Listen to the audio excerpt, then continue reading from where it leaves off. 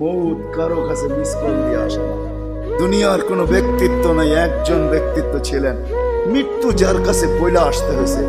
আল্লাহ নিজে বলছেন মালাকুল মৌতকে, বন্ধুর কাছে যাবে, অনুমতি দিলে ঢুকবে, নাইলে ঢুকবে না। অনুমতি নিয়ে বুকে হাত রাখবে, নাইলে রাখবে না। আমার বন্ধুর অনুমতি ছাড়া হাত রাখবে না বুকে। একজনই দুনিয়াতে ব্যক্তিত্ব ছিল যার কাছে অনুমতি নিয়ে আসছে, কারো কাছে আজ পর্যন্ত অনুমতি নিয়ে আসে আর আসবেও না। সত্য এটাই। এই জন্য আসেন, ওই জান্নাত, এটাই আমাদের ছোট জীবনটার উদ্দেশ্য। এই জন্যই আল্লাহ ডেলি ডাকে, 5 বেলা ডাকে, গ্যারান্টি দিয়া ডাকে, সিল লাগা ডাকে। ইদা সালুহা সালুহা সাইরুল আমাল।